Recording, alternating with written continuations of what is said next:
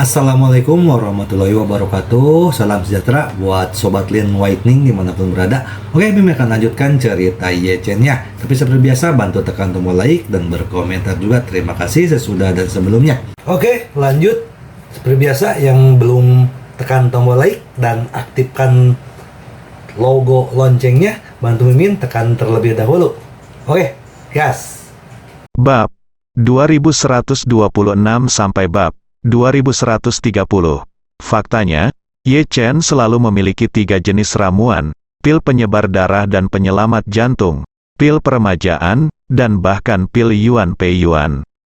Alasan mengapa dia meminta Gu Qiuyi untuk memberikan pil penyebar darah dan penyelamat jantung daripada pil peremajaan adalah karena dia merasa pamannya baru saja dikeluarkan dari lelang pil peremajaan. Jika Gu Qiuyi pergi ke sana dengan membawa pil peremajaan, itu akan sangat sulit, bisa saja identitasnya akan terbongkar. Namun di sisi lain juga karena di dalam hatinya ia masih sedikit kesulitan melepaskan kakeknya. Menurutnya, khasiat pil penyebar darah dan penyelamat jantung sudah cukup untuk menyelamatkan kakeknya. Lalu mengapa menggunakan pil peremajaan? Terlebih lagi, ayah saya mengalami banyak diskriminasi di keluargaan saat itu. Mengonsumsi pil penyebar darah untuk menyelamatkan hatinya sudah membalas kejahatan dengan kebaikan, dan tidak perlu terus naik ke level yang lebih tinggi. Gu Qiuyi tidak tahu apa yang ada dalam pikiran Yechen. Dia hanya tahu bahwa situasinya mendesak dan dia tidak bisa menunda. Jadi, dia buru-buru berkata, "Saudara Yechen, saya akan ke bandara sekarang." Yechen berkata, "Tidak perlu terburu-buru. Anda dapat menelepon Duo-Duo terlebih dahulu untuk mengatur penerbangan. Saya juga akan meminta Wan Po Jun untuk mengaturnya penerbangan. Seorang tentara wanita akan menemani Anda untuk memastikan keselamatan pribadi Anda." Gu Qiuyi mengangguk dan berkata, "Kalau begitu saya akan menelepon Duo-Duo sekarang." Saat ini, Chen Duo-Duo baru saja menandatangani kontrak dengan perwakilan keluarga Fei. Dengan harga simbolis $1, dia membeli tempat pertunjukan yang baru saja dibeli oleh keluarga Fei. Begitu telepon Gu Qiuyi datang, dia tidak sabar untuk menjawab telepon dan berkata dengan penuh semangat, "Ya Tuhan Qiuyi, keluarga Fei telah menjual tempat tersebut kepada kami. Ini luar biasa. Apa yang sebenarnya kamu dan Yechen lakukan?" Tiba. Gu Qiuyi buru-buru berkata, "Dengan saudara Yechen yang maju, hal kecil ini tidak masalah." Setelah mengatakan itu, dia dengan cepat menambahkan, "Duo-Duo, tolong atur penerbangan dengan cepat, saya harus terbang ke Los Angeles segera, biarkan kru bersiap, lebih cepat lebih baik." "Ah," Chen Duo-Duo bertanya dengan heran, "Qiuyi, kita ada latihan terakhir besok, dan pertunjukan akan dimulai lusa. Apa itu yang kamu lakukan di Los Angeles saat ini?" "Ah, perjalanan ini akan memakan waktu setidaknya 7 atau 8 jam, kan?" Gu Qiuyi berseru, "Oh, masalahnya mendesak. Saya tidak punya waktu untuk menjelaskannya sekarang. Tolong jelaskan pengaturan untukku dengan cepat. Jika semuanya berjalan dengan baik, aku bisa kembali malam ini. Bukan, ini akan menunda latihan besok." "Oke." Chen Duo-Duo tidak punya pilihan selain berkata, "Kalau begitu aku akan memanggil kru sekarang." Gu Qiuyi memperingatkan, "Biarkan mereka bergegas secepat mungkin. Saya akan pergi ke bandara sekarang." "Oke, ya, saya mengerti." Gu Qiuyi menutup telepon dan berkata kepada Yechen, "Saudara Yechen, biarkan aku berangkat ke bandara sekarang." Yechen berdiri dan berkata, "Aku akan mengantarmu ke sana." Gu Qiuyi sambil memegangi lengannya, dia berkata dengan genit, "Saudara Yechen, jika kamu tidak ada urusan, cukup ikut aku. Paling buruk, kamu bisa menungguku di bandara daripada pergi ke Anjia." Yechen menggelengkan kepalanya dan berkata, "Buang-buang waktu malam ini. Jianzong dan Fei Kexin ada di sini, dan hadiah besar aku persiapan untuk keluarga Fei harus dihormati. Masih banyak hal yang menungguku untuk dilakukan di sini, jadi kita hanya bisa berpisah, oke?"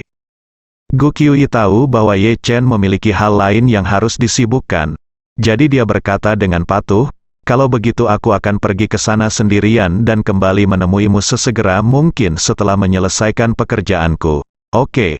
Pada saat ini, Li Yalin di lantai bawah juga kehilangan akal sehatnya. merasa tertarik untuk minum sendiri. Dia melambai kepada Chen Zhaozong dan berkata, "Bos, uangnya ada di atas meja untukmu." Chen Zhaozong menjulurkan kepalanya, melirik tumpukan uang $100 di atas meja, dan berkata dengan cepat, "Inspektur Li, jika kamu tidak membutuhkan banyak uang, simpan saja 100 yuan. Li Yalin berkata, "Uang ini tidak diberikan oleh saya, tetapi oleh teman saya. Bagaimana saya bisa memasukkannya ke dalam saku saya? Simpan saja, aku pergi."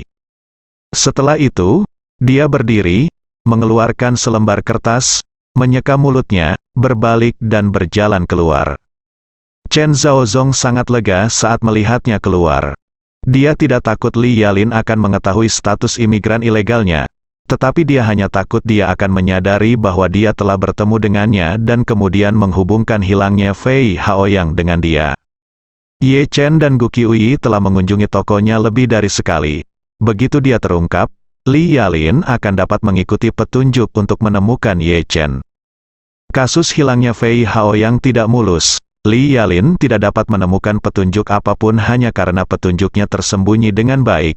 Tapi begitu dia menemukan petunjuk dan meraih ujung tali, dia bisa mengeluarkan seluruh kasus.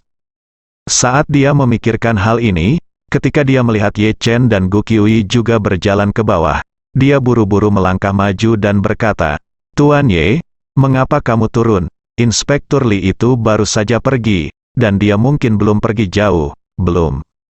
Ye Chen buru-buru berkata, "Paman Zong, kami sedang terburu-buru dan harus pergi dulu.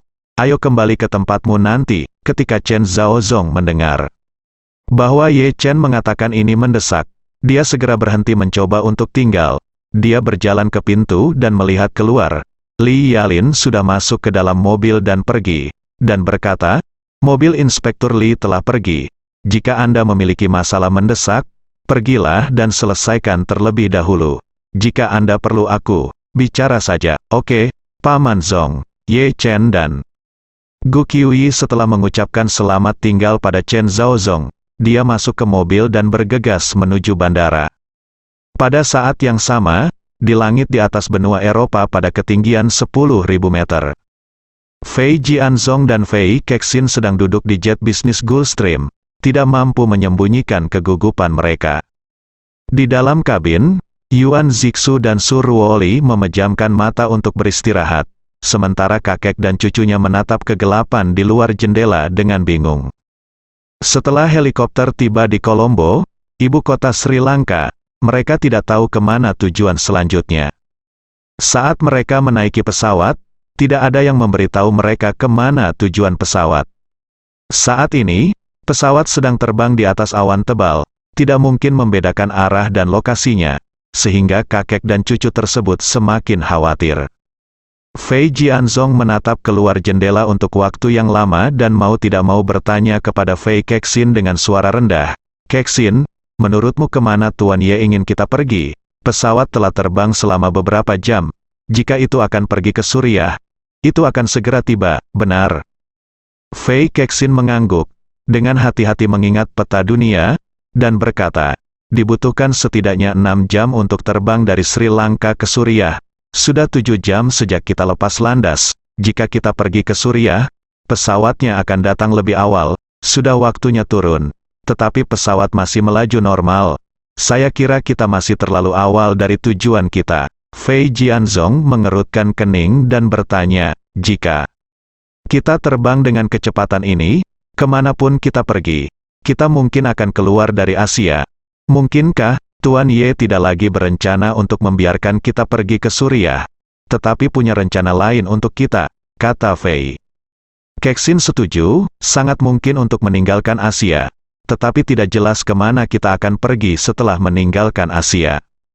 Saat dia berkata, dia melihat ke arah Fei Jianzong dan berkata dengan serius, "Kakek, jangan terlalu khawatir, Tuan Ye pasti akan membuat pengaturan yang tepat untuk kita." Fei Jianzong mengangguk, tetapi masih berkata dengan sedih, "Saya yakin saya percaya pada Tuan Ye. Tetapi perasaan tidak diketahui ini masih sedikit tidak nyaman. Saya tidak takut bahwa sesuatu akan terjadi pada saya. Tetapi saya khawatir Anda akan terlibat oleh saya dan berada dalam bahaya." "Tidak, Fei Kexin berkata dengan sangat tegas, Tuan Ye, sekarang Anda telah membantu kami. Kami tidak akan pernah membiarkan kami menghadapi bahaya lagi, kemanapun pesawat ini terbang. Meskipun terbang ke New York, saya tidak takut pada Tuan Ye.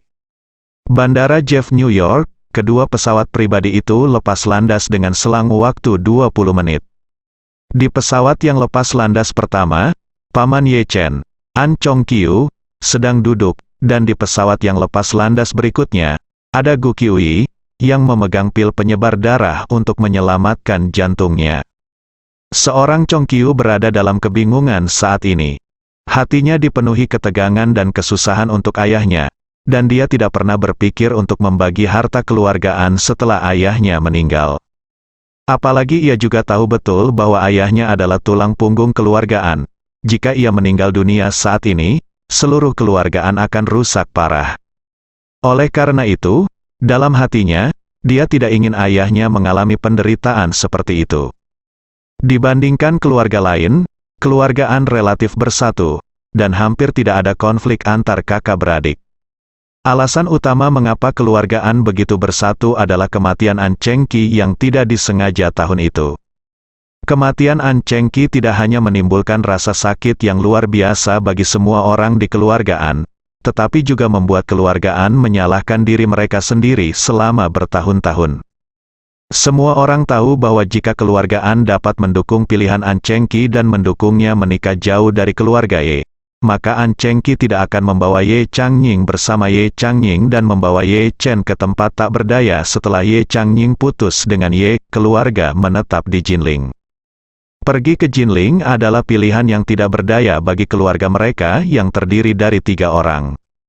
Jika keluargaan menjadi pendukung kuat An Cheng Qi pada saat itu, An Cheng Qi dan suaminya akan dianiaya di Yanjing, dan mereka akan segera membawa Ye Chen kembali ke rumah orang tuanya untuk menetap.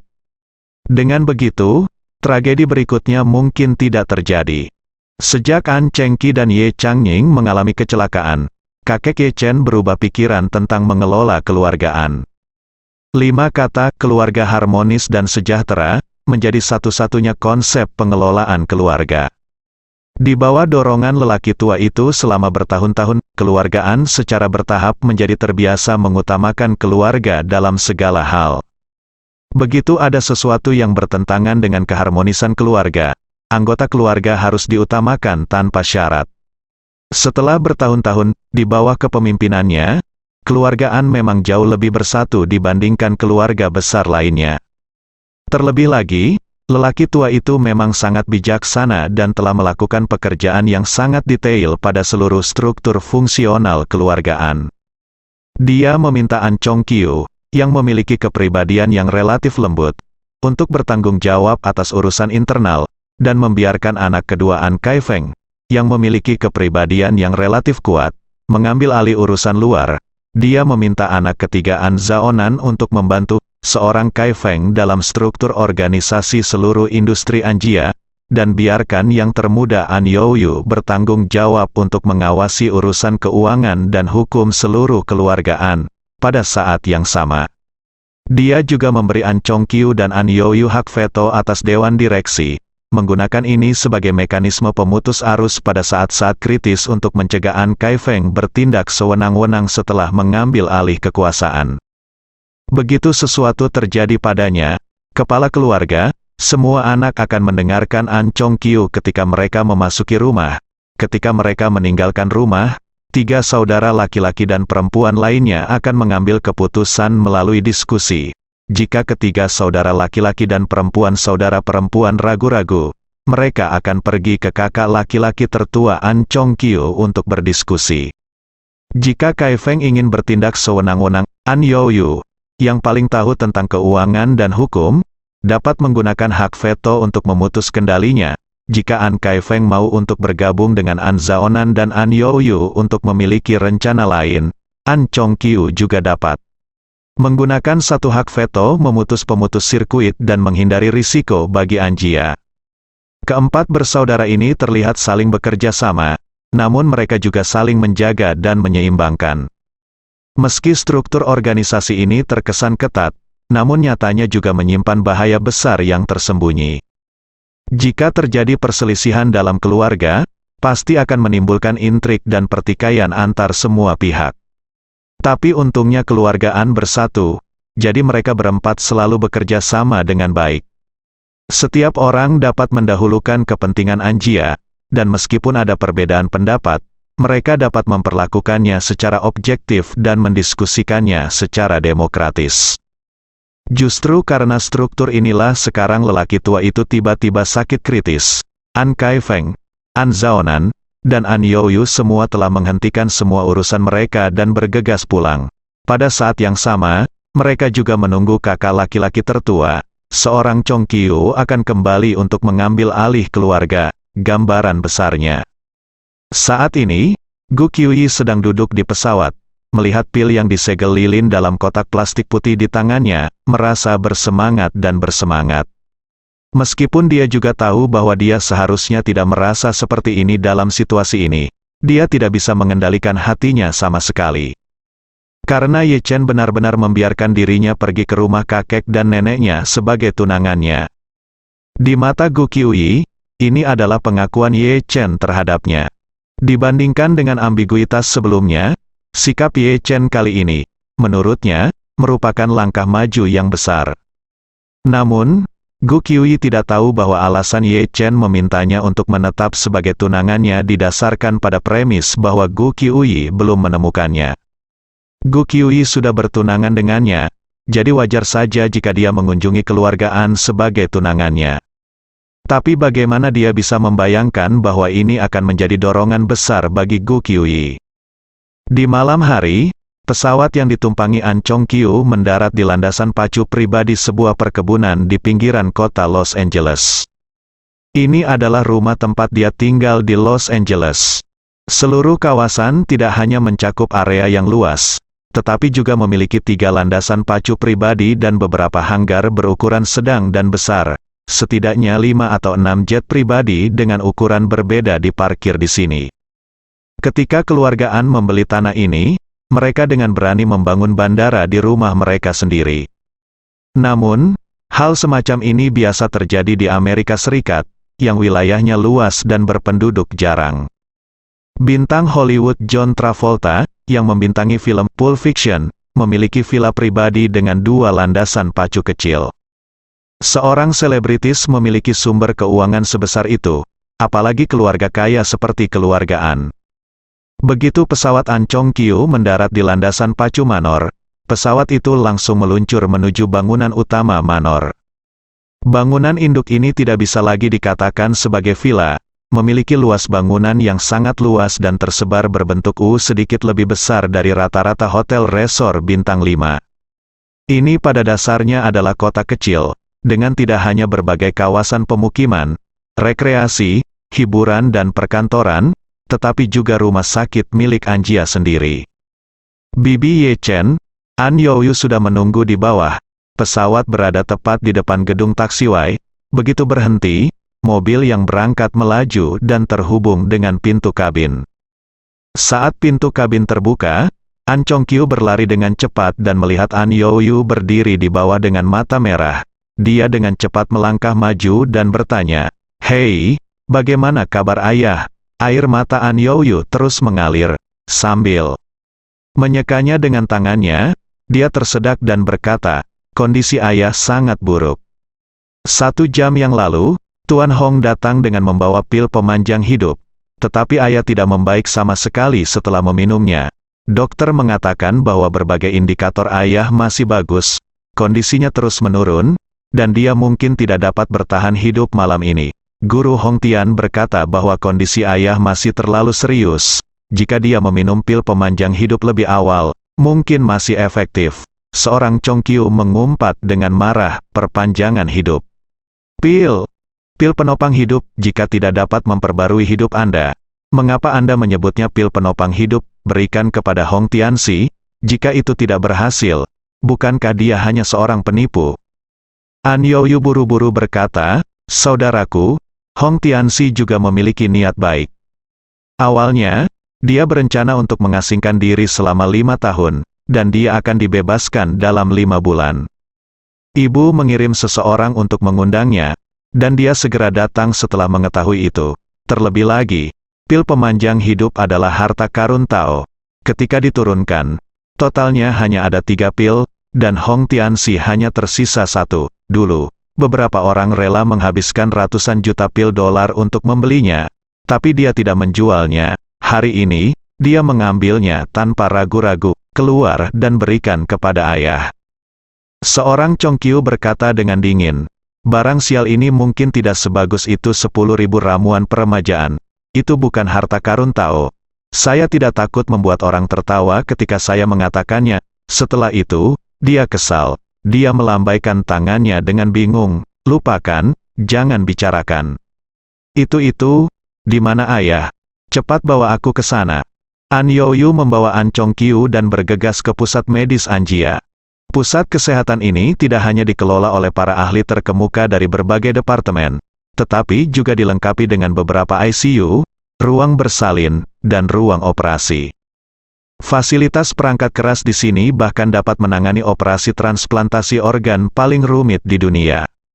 Saat ini, An Qishan, lelaki tua dari keluarga An, sedang terbaring di bangsal ICU terbesar di pusat kesehatan.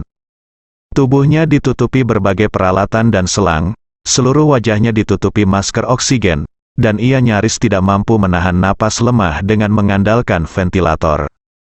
Istrinya, Nenek Ye Chen, sedang duduk di sebelahnya, dengan lembut mengusap tangan kanannya dengan kedua tangan, dan air matanya sudah berlinang. Meski beberapa dokter telah bersiaga, tidak ada yang bisa mereka lakukan saat ini. Di mata mereka, kehidupan An Qishan masih berakhir, seperti sumbu yang membakar tetes minyak terakhir. Nyala api menjadi sangat kecil sehingga hampir tidak terlihat, dan pada saat yang sama, masih berkontraksi secara tidak teratur, dan sepertinya bisa padam kapan saja.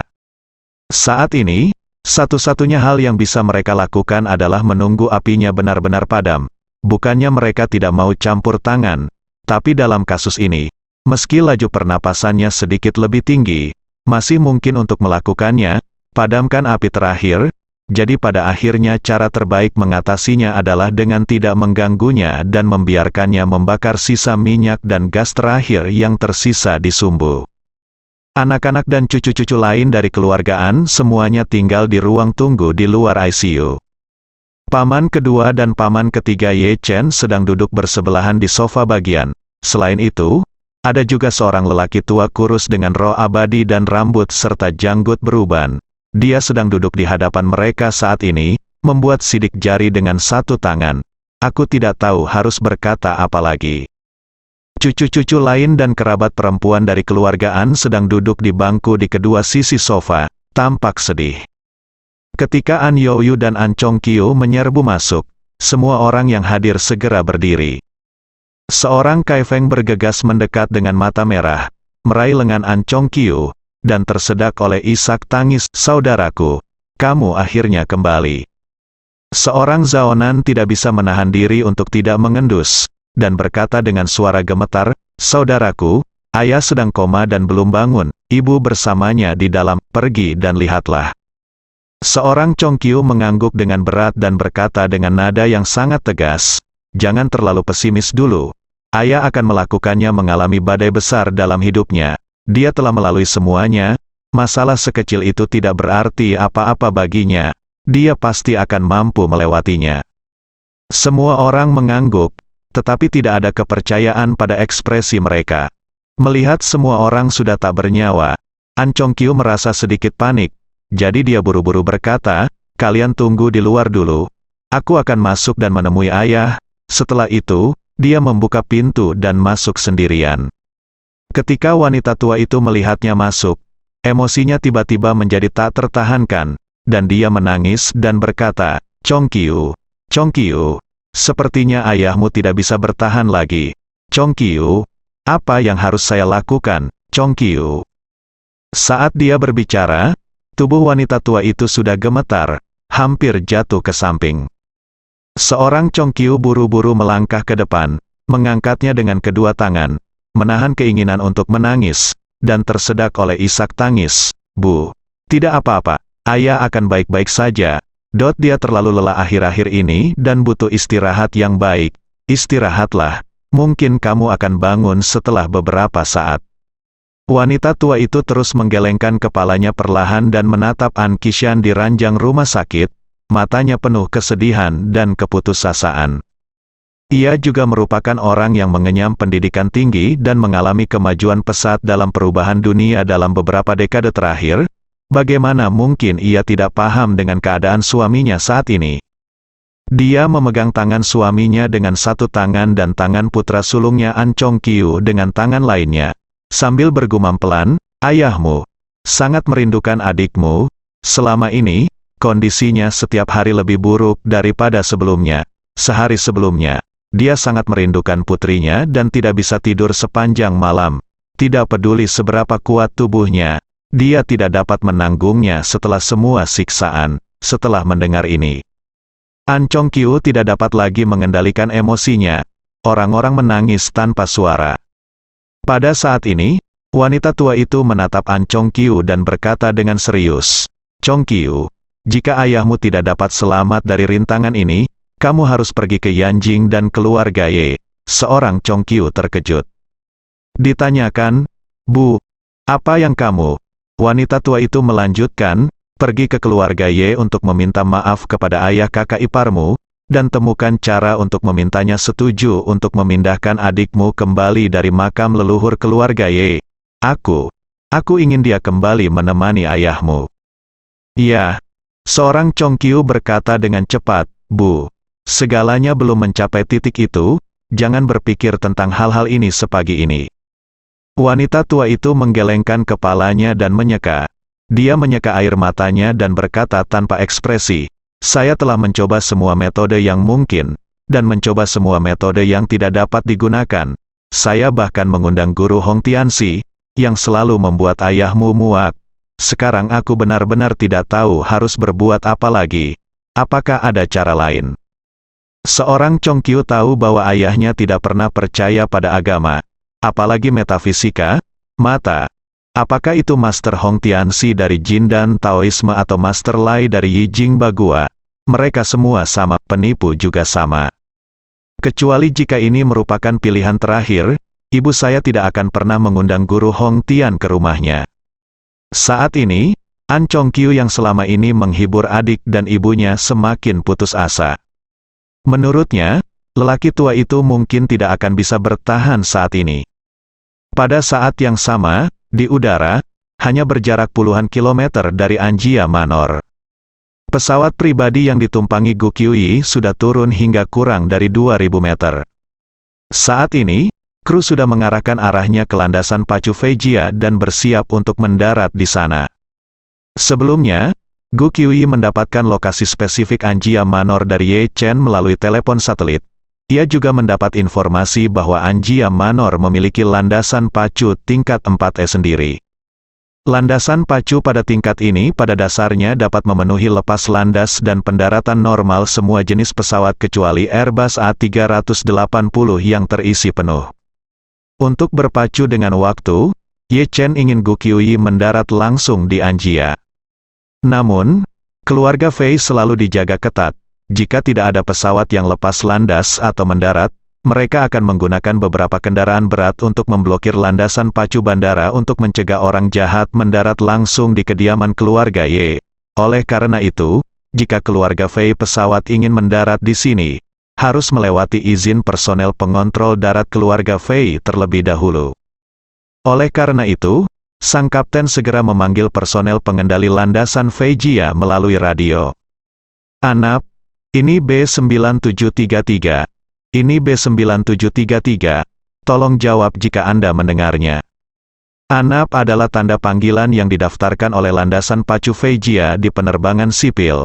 Setelah panggilan bandara, pertanyaan pihak lain segera datang. "Radio, B9733. Ini ANAP. Harap identifikasi diri Anda." Kapten buru-buru berkata, "Ada tamu penting dengan status khusus di pesawat saya yang ingin mengunjungi Nyonya Anjia. Tolong izinkan pesawat saya mendarat langsung di landasan pacu Anjia." Pihak lain langsung berkata, "Kami belum menerima informasi apapun mengenai pelaporan pesawat pengunjung. tidak ada pesawat yang boleh mendarat di sini. Jika Anda datang berkunjung, harap menghubungi tuan rumah terlebih dahulu. Setelah kami menerima atas perintah tuan rumah, kami akan segera membuka landasan pacu. Kapten berkata, pesawat saya status tamu penting cukup istimewa, dan dia tidak memiliki informasi kontak keluarga Fei untuk saat ini. Jadi saya ingin Anda untuk memberitahunya atas namanya. Maaf, pihak lain menolak tanpa ragu. Prinsip kerja kami adalah menerima perintah. Nahoda memberitahukan pesawat mana yang akan mendarat dan pesawat mana yang bisa mendarat. Landasan pacu. Disarankan agar Anda mendarat di bandara umum. Melihat pihak lain tidak melepaskannya, Kapten buru-buru berkata melalui siaran kabin, Nona Gu, staf darat pihak lain tidak akan mengizinkan kami untuk mendarat. Dalam hal ini, kita hanya bisa mendarat di Bandara Internasional Los Angeles. Ketika Gu Qiuyi mendengar ini, hatinya menegang. Jika Anda mendarat di Bandara Internasional Los Angeles, pasti akan memakan banyak waktu untuk berpindah ke mobil setelah meninggalkan bandara. Memikirkan hal ini, dia buru-buru membuka sabuk pengamannya dan bergegas ke kokpit. Berkata kepada kapten, nyalakan radio, saya akan bicara dengan mereka. Kapten segera melepas radionya headset dan menyerahkannya kepada Gu Qiuyi, lalu menekan tombol panggil dan berkata, Nona Gu, Anda dapat bicara sekarang. Gu Qiuyi sambil mengenakan headset, dia berkata dengan penuh semangat, saya tunangan saudara laki-laki Ye Chen. Saya punya sesuatu penting untuk bertemu dengan nenek saudara laki-laki Ye Chen. Anggota staf muda di ujung sana tidak tahu siapa Ye Chen. Nomor registrasi dimulai dengan B. Jadi dia tahu bahwa pesawat ini dari Tiongkok. Jadi dia berkata dengan sangat serius, ini Anjia, tidak ada yang bernama Ye Chen. Tolong segera berbalik. Jika tidak, saya akan melaporkannya ke Fa. Keluhan, jika serius, pesawat Anda akan dilarang terbang ke wilayah udara AS. Gu Qiuyi menghentakkan kakinya dengan cemas dan berseru, beraninya kamu, sudah kubilang, kakak Ye Chen adalah putra Bibi An Chengqian. Anggota staf keluargaan ini tidak tahu siapa Ye Chen, tapi dia tentu akrab dengan nama An Chengqi. Ketika Gu Qiuyi mengatakan bahwa Ye Chen adalah putra An Chengqi, dia langsung terkejut. Dia langsung mengira bahwa keluarga majikannya telah mencari kemana-mana keberadaan putra yang ditinggalkan An Chengqi selama bertahun-tahun, namun tidak ada petunjuk. Mungkinkah ini petunjuk penting yang datang ke rumah saya? Memikirkan hal ini, dia segera menyetujui permintaan pendaratan pesawat dan segera mengangkat telepon untuk melapor kepada atasannya. Putra An Chengqi, 6 kata ini seperti guntur, menyebabkan pengurus rumah tangga keluargaan merangkak ke pusat medis. Saat ini, An Chongqiu berusaha sekuat tenaga untuk menghibur ibunya sambil menahan rasa sakit. Bagi wanita tua itu, putra sulungnya telah menjadi penopang spiritualnya saat ini. Pengurus rumah tangga berlari dengan panik, mengabaikan semua orang di luar, langsung membuka pintu, dan berkata dengan terengah-engah, Nyonya, Nyonya, yang tertua, Tuan muda tertua. Seorang Chongqiu melihat bahwa dia selalu ada mantap. Pengurus rumah tangga begitu panik sehingga dia bahkan bergegas ke bangsal ayahnya. Dia tidak bisa menahan diri untuk memarahinya, Paman Dong, ada apa denganmu? Apa kamu tidak tahu cara mengetuk pintu dulu? Lainnya berkumpul saat ini. Muncul, bertanya-tanya apakah ada keadaan darurat. Kepala pelayan tampak sangat cemas dan berkata, Tuan muda, sebuah pesawat dari Tiongkok akan segera mendarat. Dari Tiongkok, seorang Chongqiu mengerutkan kening dan bertanya, siapa itu? Kepala pelayan itu menelan ludahnya. Sambil meneteskan air liur, dia berkata, dia adalah menantu perempuan yang ditunjuk oleh wanita tertua saat itu. Wanita tertua yang mana? Seorang Chongqiu bahkan tidak bereaksi. Wanita tua yang sangat sedih itu tiba-tiba berseru, itu adalah pengantin bayi yang dipesan Chengqi untuk Chener, dia tunangan Chener. Di mana dia? Pengurus rumah tangga buru-buru berkata, di pesawat, itu akan mendarat. Seorang Chongqiu bertanya dengan heran, Bu, apa yang terjadi? Chener masih memiliki tunangan. Wanita tua itu berkata dengan penuh semangat, ketika Chener masih muda, saudara perempuanmu jadi kami mengatur sebuah pernikahan untuknya. Pihak lain adalah saudara laki-laki ipar Anda yang baik. Namun, anak itu masih kecil saat itu. Kakak Anda baru saja memberitahu saya tentang hal itu dan mungkin tidak pernah membicarakannya dengan Anda. Nanti, saudara perempuan Anda dan yang lainnya menemui sesuatu yang tidak terduga. Tidak ada yang menyebutkan masalah ini lagi. Ditambah lagi Chenner juga telah menghilang. Dan gadis itu masih terlalu muda pada saat itu. Saya pikir masalah ini harus diselesaikan. Pada titik ini, wanita tua itu tiba-tiba melebarkan matanya. Matanya begitu bersemangat hingga dia bertanya dengan berlinang air mata, "Chong Kyu, menurutmu, mungkinkah Chenner yang kembali?" Chenner, seorang Chong Kyu tiba-tiba menjadi sedikit emosional dan berseru, "Tuhan punya mata, ayah telah mencari Chenner selama bertahun-tahun tetapi belum menemukannya. Jika Chenner kembali saat ini, itu akan membuat untuk penyesalan besar ayah." Wanita tua itu gemetar karena kegembiraan, berbalik dan meraih tangan An Kishan. Berpegangan tangan, dia menangis dan berkata, "Kishan, apakah kamu mendengar ini? Mungkin Chenner benar-benar kembali kali ini, dan cucu kita kembali. Kamu tidak boleh pergi saat ini, kamu harus menunggu untuk melihat cucumu." Begitu kata-kata ini keluar, berbagai parameter pada monitor di samping An Kishan meningkat secara nyata dengan mata telanjang. Dokter tiba-tiba menjadi bersemangat dan berseru, "Kondisi fisik tuanku telah membaik, detak jantung, tekanan darah, dan oksigen darahnya semuanya membaik." Ketika semua orang mendengar ini, mereka langsung terkejut. Sejak Pak Tua itu koma hingga saat ini, indikator fisiknya terus menurun. Apalagi meningkat, tidak ada peluang untuk menghentikan tren penurunan tersebut. Sekarang tiba-tiba pulih, semua orang tentu sangat bahagia. Wanita tua itu juga sangat senang.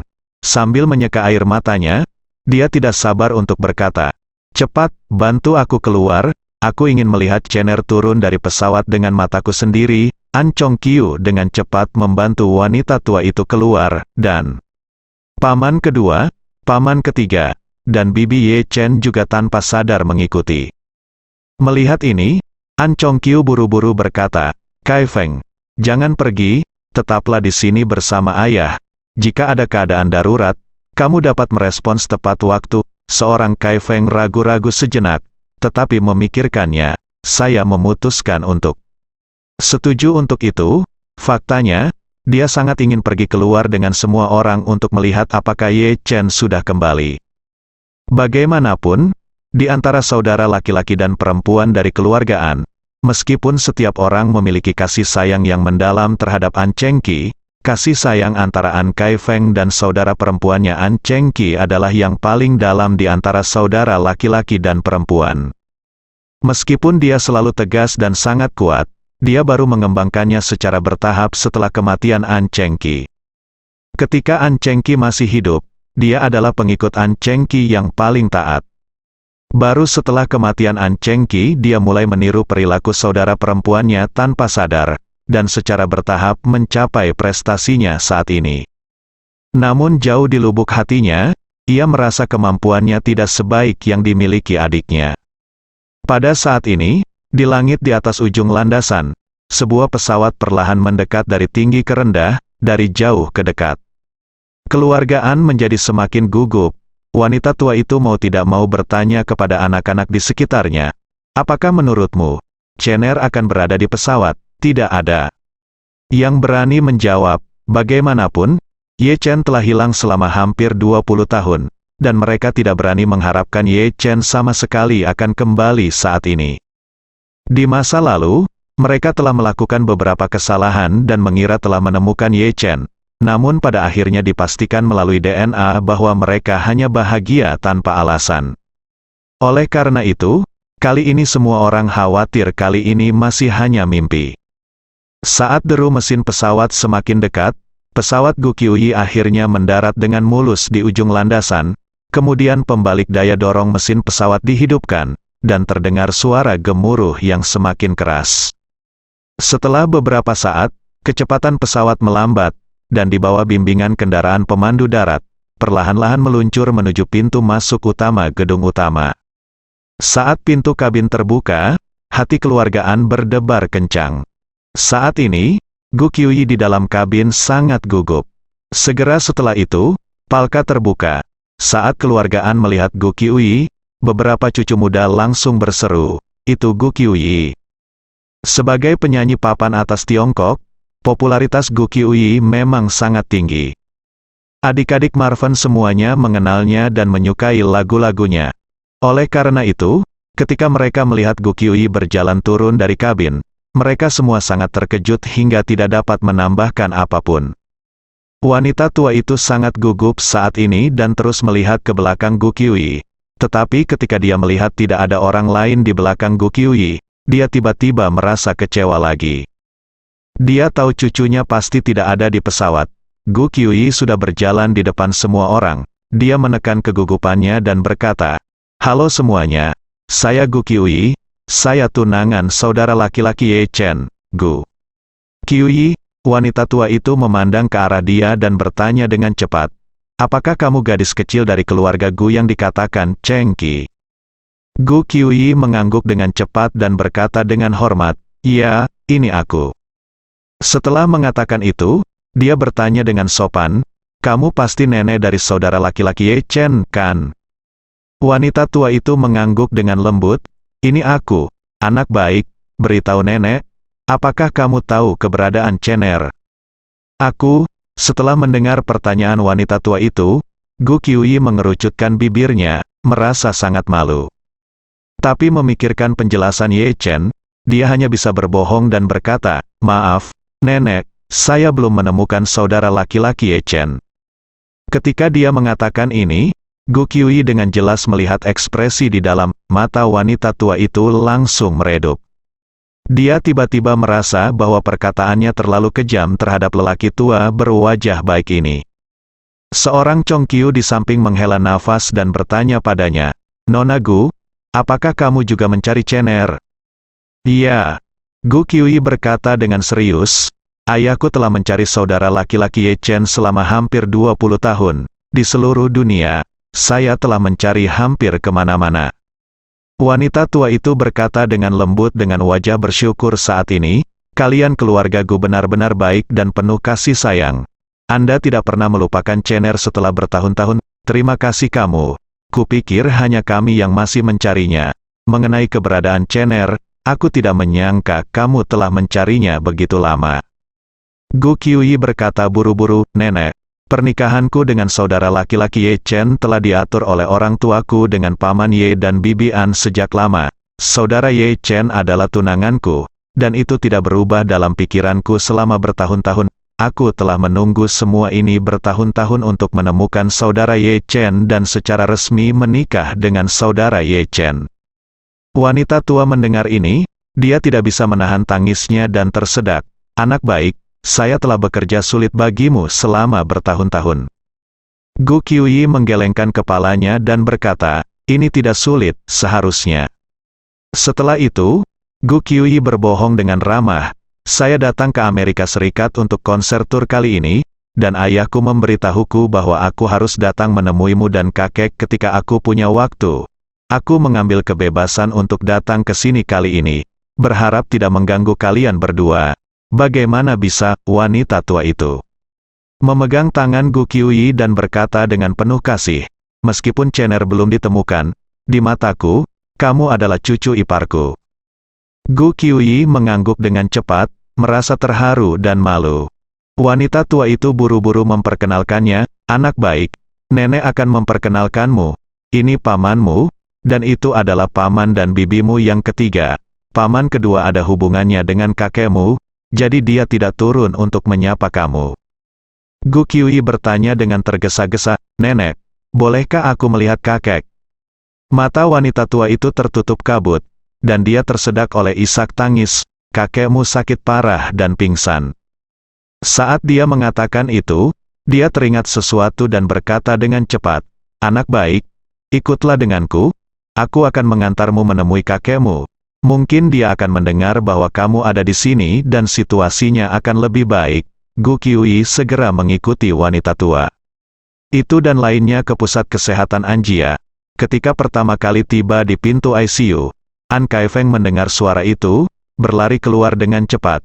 dan tidak sabar untuk bertanya kepada wanita tua itu, "Bu, apakah Chener sudah kembali?" Wanita tua itu menggelengkan kepalanya, menarik Gu Qiuyi dan memperkenalkan, "Kai Feng. Gadis ini adalah Nona Gu dari Yanjing. Dia adalah tunangan yang ditetapkan kakakmu untuk Chener saat itu. Dia melakukan perjalanan khusus untuk menemuiku dan ayahmu hari ini." Seorang Kai Feng tiba-tiba menjadi sangat kecewa, tapi dia merasa kasihan pada Gu Qiuyi masih sangat sopan. Dia berkata, "Halo, Nona Gu." Wanita tua itu berkata kepada Gu Qiuyi lagi, "Anak baik, ini paman kedua Anda." Gu Qiuyi mengangguk dan berkata dengan sopan, "Halo, paman kedua." An Kai Feng dia berkata dengan cepat, Oke, kamu sudah datang jauh-jauh ke sini dan belum makan malam, kan? Biarkan bibimu yang mengaturnya untukmu nanti dan makan dulu, Gu." Qiuyi buru-buru berkata, "Tidak perlu, paman. Saya akan makan di pesawat ketika saya datang ke sini, lulus." Setelah mengatakan itu, Gu Qiuyi bertanya lagi, "Bolehkah saya masuk dan menemui kakek?" Wanita tua itu buru-buru berkata, "Ayo nak, nenek akan mengantarmu masuk." Setelah itu, dia siap memegang tangan Gu Qiuyi dan masuk ke ICU. Tanpa diduga, pada saat ini, seorang dokter tiba-tiba berseru, "Tekanan darah dan detak jantung turun terlalu cepat, siapkan defibrilator." Semua orang tiba-tiba dikejutkan oleh teriakan ini, dan tiba-tiba, semua orang-orang berkumpul di sekitar ranjang rumah sakit. Dokter yang merawat An Qishan berkata, "Saat ini, kami tidak dapat menggunakan defibrilator. Dengan situasi Master saat ini, defibrilator hanya akan menyebabkan dia menderita luka sebelum dia pergi. Tubuhnya telah mencapai batasnya, dokter." Melihat bahwa elektrokardiogramnya hampir lurus, dia bertanya dengan panik, "Direktur, apakah Anda benar-benar tidak akan menyadarkan saya?" Direktur memandang wanita tua itu saat ini dan berkata dengan sangat serius, "Nyonya, jika Anda masih menyadarkan saya sekarang, paling-paling itu hanya dapat menunda puluhan menit atau bahkan beberapa menit, entah itu defibrilator atau kompresi dada. Itu hanya akan membuat kematian Master di saat-saat terakhir semakin menyakitkan. Apakah Anda pikir Anda harus menyerah penyelamatan dan membiarkan tuannya beristirahat dengan tenang? Pergi." Wanita tua itu mengangguk sedikit, menyeka air matanya, dan berkata, "Kalian semua keluar, dan biarkan aku dan anak-anak menemaninya sepanjang sisa waktu." Begitu kata-kata ini keluar, beberapa anak dari keluarga An dan semua cucunya langsung menundukkan kepala dan menangis. Direktur tahu bahwa wanita tua itu telah mengambil keputusan, dan mengangguk sedikit penuh pengertian. Dia mengedipkan mata pada staf medis di sekitarnya, dan kemudian berkata kepada wanita tua itu, "Nyonya, ayo keluar dulu. Jika Anda butuh sesuatu, silakan hubungi kami kapan saja." Melihat lelaki tua itu saat dia akan mencapai akhir hidupnya, Gu Qiuyi buru-buru berkata, "Nenek, aku punya obat, mungkin itu bisa menyelamatkan nyawa kakek." Wanita tua itu tersenyum pahit dan berkata dengan penuh rasa terima kasih, "Anak baik, terima kasih. Kakekmu benar-benar tidak dapat mengatasi rintangan ini kali ini. Tidak ada obat yang dapat menyelamatkannya, biarkan dia pergi dengan tenang." Setelah itu, dia berkata dengan sangat serius, "Anak baik, kamu adalah tunangan Chener. Di mataku, kamu adalah keluargaku sendiri.